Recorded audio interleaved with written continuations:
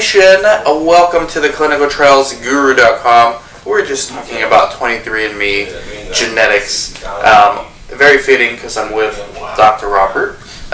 He is a principal investigator for how long have you been a PI for? Well, I've been for about it's over 10 years. 10 years as a PI. But I go back in research way back to the 80s. So yeah. What are some of the ways you've seen research changing from the 80s until where we are now in 2018? How has research changed, or has it changed? Yeah, well, it changed. It went dynamically into a more organized system.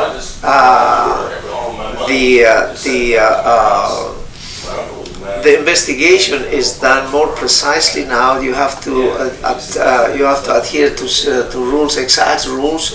In the older days, you had also the same pattern, but it wasn't that organized. Yeah. Of course, technology also advanced, and the computer advancement really made a lot of advancement going on. And every day we see more and more going into a different field that is. And even in your private practice, like medical records. Absolutely. Do you guys still use paper or electronic records? We're going into electronics now, and paper.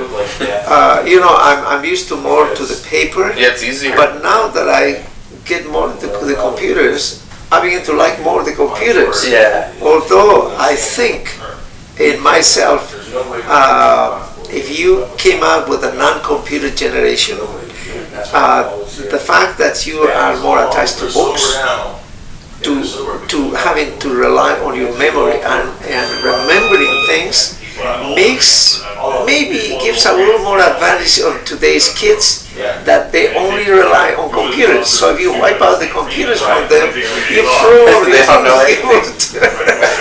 They'll be like naked. It's a handicap. Yeah. Absolutely. Now, we're here in your clinic, Dr. Robert Medical Center, right?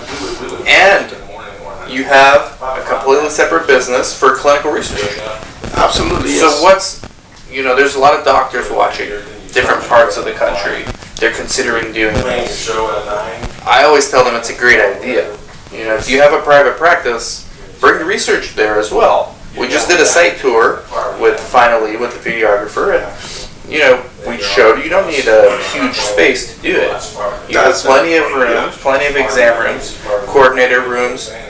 Do you think it's a good idea? What have been your experiences so far? Oh yeah, absolutely. I believe that having two parts into practice. See, if you look at it, research, when you deal with patients, put away a little bit of the infrastructure that you have to follow for research and the paper work that goes behind. And if you look at the patient, it's just an extension of the private practice. People are people, so they're human beings, and you have to look for their well-being.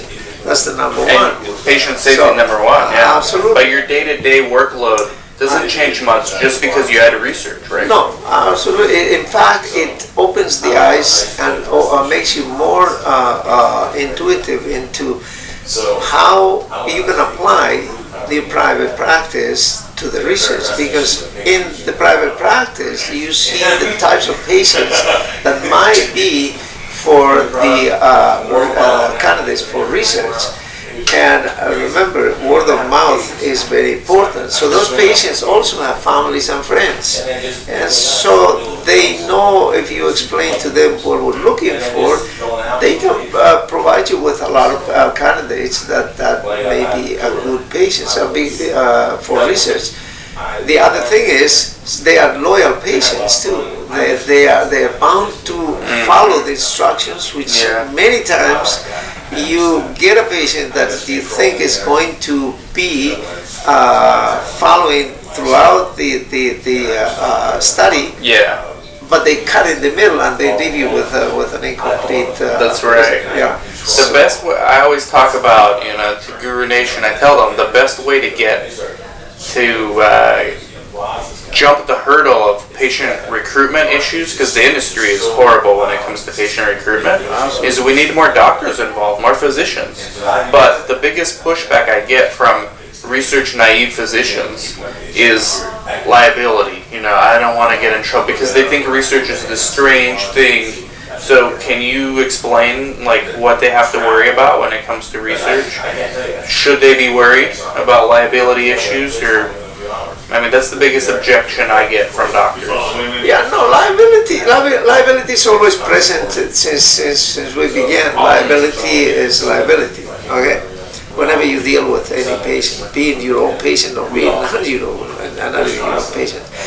In the research, if you explain to the patient exactly what it is and you're honest to the patient, you explain exactly how it should be conducted, and you let the patient think for themselves. Liability question comes down to a minimum. There's no more liability in the research patient than it is in your own patient.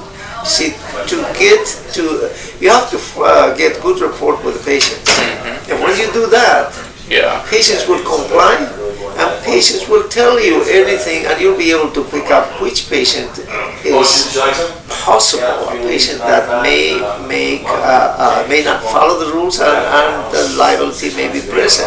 That's the best way to get more patients involved in research, is to get more doctors involved. Absolutely. Now, last thing. They're worried about physicians. Research naive physicians are worried about the FDA. They always say, hey, my license is on the line. The FDA. I always try to explain, the FDA is not there to take away your license. They actually can't take away your license. They can ban you from research. They can't take away your license. So what is how do you handle that? Because when you started, you must have had these same kind of concerns with the FDA. Yeah, absolutely. But I think it's a fear more than anything, because the FDA is a government agency, and it's supposed to be like policing certain aspects of medicine, not only medicine, but extending to other areas too. So if you look at it, the FDA, the members of the FDA and the agents that count, they're just as humans as you are.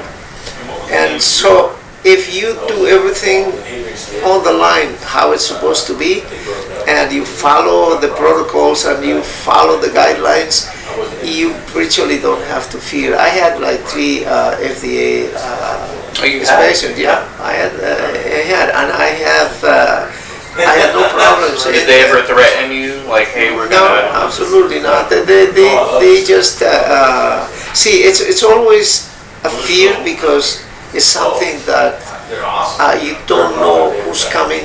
What are they gonna look for? What are they gonna find? Remember, we're dealing with let me put it this way. When we're dealing with research, like we deal with patient care, it's not 100% exact science. There's a human error in it, right. And you'll always make some kind of a mistake, either in the paper or in something that you follow. So it's not exact. They realize that in their own inspection, it's only human what is. They have to find something. So that's why they check and balance between themselves. Same thing we do. We look. There are other eyes that see it. So we try to make it as perfect as possible, but it's imperfect. It's imperfect. So they will always find a mistake. The FDAs will always have a finding, but it doesn't mean you lose your license or you get Absolutely fined. not. Absolutely not. If you fear something, you're bound to make a mistake. So don't ever fear in that. That's a good way to supplement the income of a physician, right? To do It's absolutely, yeah. It's a good system, and you contribute to many aspects of science. You see other cases, and you see concentrated cases of certain illnesses or diseases. So it's just very good. Well, we'll be doing more. I know Gary's going to be doing a lot more content, so we'll be having much more videos with you on. But thanks for sharing a day in the life of a PI, or just, I guess, the concept of becoming a PI. Yeah, absolutely. It's an interesting field. It's a field that is very important. in